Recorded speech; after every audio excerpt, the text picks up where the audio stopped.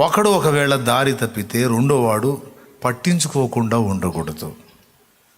అవసరమైతే దర్శించి ఆ వ్యక్తిని చెప్పి, హెచ్చరించి, ప్రేమించి, ఆదరించి, ధైర్యపరిచి, విశ్వాసములో బలపరిచి తిరిగి దారిలోకి తీసుకొని రావాలన్నాడు. ఒకరినొకరు ఇలాగా త్రోవ తప్పిపోకుండా కాపాడండి, త్రోవ తప్పిపోకుండా కాపాడండి.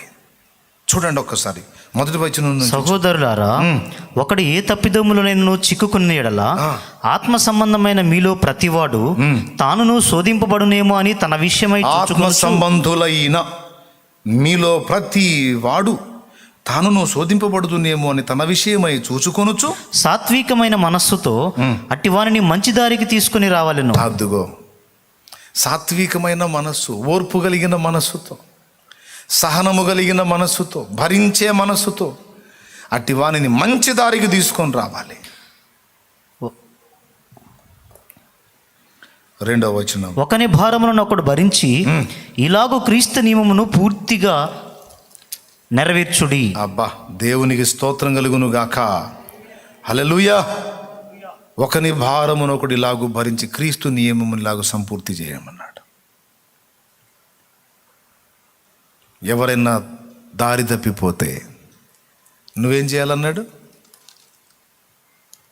పోయాడుగా, లోకంలో కలిశాడుగా, లోకంలో కలిశాడు అన్నయ్య అని నిగిలించుకుంటూ వచ్చి చెబుతారు నాకు. ఒకళ్ళు వచ్చి లాగా ఒకటి బీకాలనిపించింది నాకు. పోయింది, లోకంలో కలిసిందిగా, లోకంలో కలిసింది, లోకంలో కలిసిందని చెబుతున్నా. నువ్వేం చేస్తున్నా? లోకంలో కలిశాడని చెబుతున్నావు, నువ్వేం చేస్తున్నావు? నీ వంతు నువ్వేమన్నా చేసావా? అది చెప్పాలా. చాలా ప్రయాసపడ్డాను, కానీ ఎంత చెప్పినా వినలా, బలహీనపడ్డారు. ప్రార్థన చేయండి, నేను కూడా చేస్తాను, మళ్ళా ప్రయత్నిస్తాను. ఆ ఆత్మను దుష్టుడి చేతికి చిక్కకుండా కాపాడుకోవడానికి నేను ప్రయాసపడతాను అన్నయ్య అని చెబితే సంతోషపడతా. బాధ్యత కలిగిన బిడ్డలని. దారి తప్పారుగా, లోకంలో కలిశారుగా, లోకానుసార్లు అయ్యారుగా అని ఆనందంగా ఇగిలించుకుంటూ వచ్చి చెప్పడం కాదు. వారి విషయంలో కన్నీళ్ళు ఉండాలి, భారం ఉండాలి. మంచి దారికి తీసుకొని రావడానికి సాత్వికం, ఓర్పుతో వారి కోసం ప్రయాసపడాలి. అసలు యేసును గురించి ఎరగనటువంటి వాడిని తీసుకొచ్చి ఎరిగించుట కష్టం, కానీ ఆల్రెడీ ఎరిగి తప్పిపోయిన వాడిని యేసుతో జతగలుపుట తేలికైన పనే. దేవునికి స్తోత్రం కలుగును. ఎందుకంటే ఆల్రెడీ కొంత రుచి చూస్తున్నారు కనుక సాధ్యమే. అయితే అలాంటి పనికి పూనుకునే వాడికి ఓర్పు కావాలన్నాడు. లోకంలో కలిసిపోయిన వాళ్ళని చూసి మనం విమర్శించవచ్చు, గాయపరిచే మాటలు మాట్లాడవచ్చు. ఆ మాటల వల్ల వాళ్ళు తిరిగి దేవునిలోకి వస్తారనేది మన వెరితనం. రారు, ఇంకా దూరం అయిపోతారు. కాదు. అలాంటి దారి తప్పిన బిడ్డల్ని త్రోవలోకి తీసుకొని రావడానికి మనకి ప్రేమ, ఓర్పు, సహనం, సాత్వికమైన మనసు కావాలి. కాబట్టి ఈ ఒకరినొకడు అనేటువంటి ఈ మాటలు ఈ 4 కాదు, ఇంకా ఉన్నాయి. ఎక్కడెక్కడున్నాయో, ఏమేమి ఉన్నాయో మీరు కూడా ఎరుగుదురు. దేవునికి స్తోత్రం కలుగును గాక.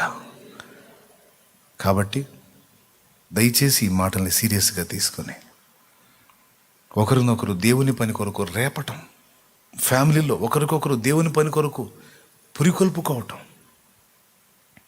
పేతురు మహనీయుడు అన్నాడు, నేను ఈ గుడారములో ఉన్నంత కాలము మిమ్మల్ని రేపుతానే ఉంటాను అన్నాడు. చూడండి, ఆ పని మనం తీసుకోవాలి. 2 పత్రిక, పేతురు రాసిన 2వ పత్రిక 1వ అధ్యాయము 14వ వచనం.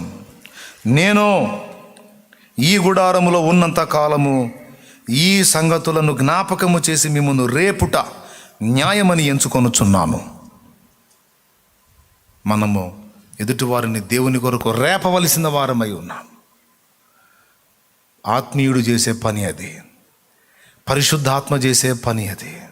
న్యాయాధిపతుల గ్రంథం మీరు చూడగలిగితే పరిశుద్ధాత్మ ఏం పని చేశాడో చూడండి. శాంసన్ని న్యాయాధిపతుల గ్రంథం ఇక్కడ సీమోను పేతురు నేను మిమ్మల్ని రేపుట న్యాయమని ఎంచుకొనుచున్నాను అన్నాడు. 13:25 చూడు. మరియు యెహోవా ఆత్మ జొర్యాకును ఎస్తాయేలుకును మధ్యనున్న మహానిదానులో అతన్ని రేపుటకు మొదలు పెట్టాను. అతన్ని రేపుటకు మొదలు పెట్టాను. దేవుని పక్షముగా రేగి యుద్ధం చేయడానికి దేవుని ఆత్మ సంసోనుని రేపుటకు మొదలుపెట్టాడట. పరిశుద్ధాత్మ దేవుని పని కొరకు, శత్రువుని ఎదిరించుట కొరకు మనల్ని రేపుతాడండి. అలాగే దేవుని సంబంధులమైన మనం కూడా మన ఇంటి వారిని, మన సహోదరులను ఆత్మీయత కొరకు, ప్రభు యొక్క కార్యము కొరకు, పరిచర్య కొరకు, భక్తి కొరకు రేపవలసిన వారమై ఉన్నాం. అన్న నన్నెవరు ప్రోత్సహించట్లేదని కృంగిపోవద్దు. నీ మట్టుకు నీకు ఎవరికి వాళ్ళకి ఒక్క వచనం చూపిస్తా. చివరిగా తిమోతికి రాసిన మొదటి పత్రిక 4వ అధ్యాయము 7వ వచనం అండర్లైన్ చేసుకో. నువ్వు నీ మట్టుకు నువ్వు దాన్ని గుర్తుపెట్టుకొని చూడు. దేవభక్తి విషయములో, అపవిత్రమైన దేవభక్తి విషయంలో నీకు నీవే సాధకము చేసుకొనుము. అదుగో, దేవభక్తి విషయంలో నీకు నీవే. అన్న, నన్ను ఆదరించే వాళ్ళు లేరు, నన్ను ప్రోత్సహించే వాళ్ళు లేరు, నన్ను బలపరిచే వాళ్ళు లేరు, నన్ను హెచ్చరించే వాళ్ళు లేరు, నన్ను దేవుని కొరకు రేపే వాళ్ళు లేరు, నన్ను దిద్దేవాళ్ళు లేరన్నా అని బాధపడుతున్న సోదరి సోదరుడా, ఈ మాటను దృష్టిలో పెట్టుకొని దేవభక్తి విషయంలో నీకు నీవే సాధకము చేసుకున్నాము అన్న మాటను తీసుకొని, ఈ మాట నాకు, మిగిలిన వచనాలన్నీ నేను నా సహోదరులకు చేయాలి, నా సహోదరులకు చేయాలనేది నా తీర్మానం. మరి లేకపోతే నాకెవరు? నన్ను ప్రోత్సహించేది ఎవరు? నన్ను రేపేది ఎవరు? నన్ను బలపరిచేది ఎవరు? నన్ను ఆదరించేది ఎవరు? నన్ను హెచ్చరించేది ఎవరు? ఎవరండి? ఈ మాట తీసుకున్నా, దేవభక్తి విషయంలో నీకు నీవే సాధకం చేసుకో. రైట్, ఈ మాట నాకు. ఎవరన్నా దైవజనులు తారసపడి వాళ్ళకి ఫ్రీ ఉండి నాకు సమయం ఇచ్చి కాసేపు మాట్లాడుకొని ఆదరణ పొంది ప్రోత్సహింపబడి ఎప్పుడన్నా అరుదుగా దొరికింది.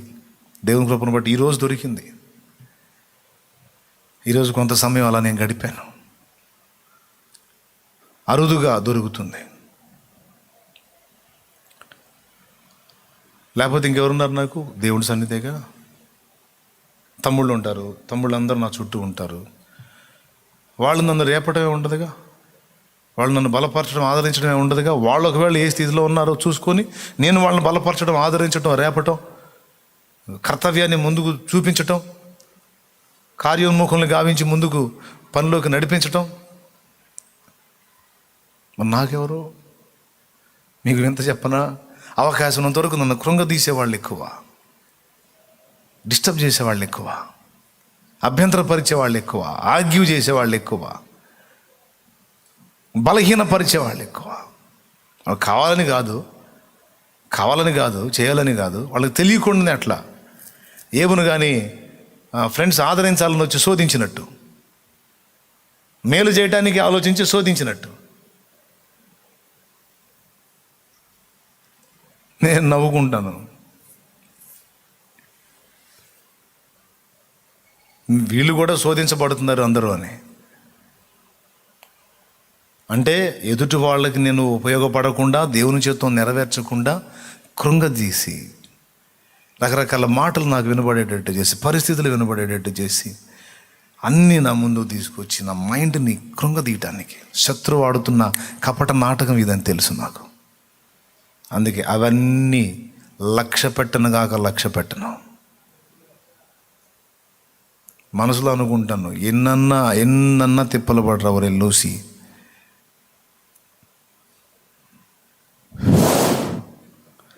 దేవునికి స్తోత్రం కలుగును గాక. హల్లెలూయా. అంతే. మరి ప్రతిదానికి కృంగిపోయి ఏదో అయిపోతూ ఉంటే చివరికి ఎదవల్లో మొదటోడు ఎవడరా అంటే నేనే ఉండాల్సి వచ్చింది. స్టార్టింగ్లో అట్లా ఉండేవాడిని. దేవుడు నేర్పాడు, సున్నితమే కాదురా, కొన్ని విషయాల్లో కఠినంగా కూడా ఉండాలి. గౌరవించటమే కాదు, కొన్నిసార్లు గద్దించాలి అని కూడా నేర్పాడు.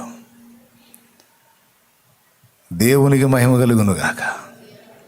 అందుకే కొన్నిసార్లు కఠినంగా కూడా నిలబడతా. స్టార్టింగ్లో అమ్మో ఇంత చిన్న మాట వస్తే చాలు దాని గురించి ఎంత గందరగోళమో, ఎంత ఇబ్బంది పడేవాడినో. తిండి తినేవాడిని కాదు. మరి దారుణం, ఆడపిల్ల కంటే దారుణం అన్నమాట. అట్లా ఉండేది నా పరిస్థితి. దేవునికి మహిమ. అట్లా అంటుండి ఇటు చేశాడు ఆయన. ఇటు పక్క దెబ్బలు తగులుతూ ఉంటాయి, మరో పక్క ఆయనను బట్టి ఆదరణ పొందుకుంటా తగిలి తగిలి తగిలి తగిలి తగిలి ఎట్లయిద్ది, గట్టిపడిపోద్ది.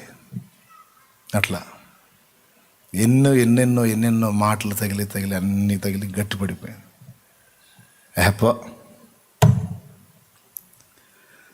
ఎవడేమనుకుంటే నాకెందుకు, ఎవరు ఏమనుకుంటే నాకెందుకు, నేను చేయాలనుకున్న కార్యం చేసి తీరతా. దానికి ఎవరైనా అడ్డొస్తే అవసరమైతే వాళ్ళని వాళ్ళు ఎంత సమీపస్తేనే ఇస్సిరి అవతల కొడతా.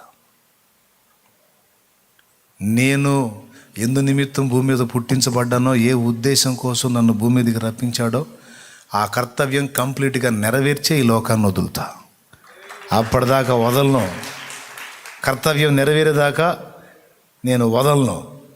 ఇది నా తీర్మానం. ఒకవేళ దేవుడు ఆయన నిర్ణయం ఎట్లా ఉందో నాకు తెలియదు. ఆయన నిర్ణయం కూడా అలానే ఉంటుంది. ఏదైతే నా ద్వారా జరగాలన్నది అదంతా జరిగిన దాకా నన్ను వదలడం. కాబట్టి నాకెవరు అని ఏడుస్తా కూర్చోను, పర్లేదు. ఎవరున్నా లేకున్నా, ఏమైనా కాకున్నా, నీతోనే నా పయనమో. నీ ప్రేమ ప్రకారము యేసయ్య, నీ పొందు నా భాగ్యము. నీ ప్రేమ ప్రకారము యేసయ్య, నీ పొందు నా భాగ్యము. నీతోనే అనుబంధం, నీలోని ఆనందం, నీ ప్రేమ సాకారము యేసయ్యా, నీ స్నేహము అనుకుంటా సాగిపోతున్నా. కానీ నాకు అవకాశం అంతవరకు బిడ్డలందరినీ ఓదారుస్తున్నా, ధైర్యపరుస్తున్నా, ప్రోత్సహిస్తున్నా, హెచ్చరిస్తున్నా, నేర్పుతున్నా, దిద్దుబాటు చేస్తున్నా. అన్నీ నేను చేయాల్సినవన్నీ నేను చేస్తున్నా. బిడ్డలందరూ మీ అందరికీ కూడా అదే నేర్పుతున్నాను నేను. జాగ్రత్త, ఈ కర్తవ్యం మర్చిపోవద్దు. ఇలాగున దేవుని సంబంధమైన ఆలోచనల్లో నీ మనసు నిలిపి నీ వంతు నువ్వు చేయదగ్గది. నువ్వు చింతపడద్దు, కృంగిపోవద్దు. నీ స్థితిగతులన్నీ ఎరిగున్న ప్రభు నిశ్చయముగా నీకు సహాయం చేస్తాడు. నువ్వు దేవుని ఆలోచనల్లో, దేవుని కార్యాల విషయంలో ఎప్పుడైతే నీ మనసుని దృఢపరుచుకుంటావో, ఆయన మీద దృష్టి నిలిపి ఎప్పుడైతే అవి నెరవేర్చే దిశగా అడుగులు వేస్తావో, నీ కార్యాలన్నీ ఆయన చక్కబెడతాడు.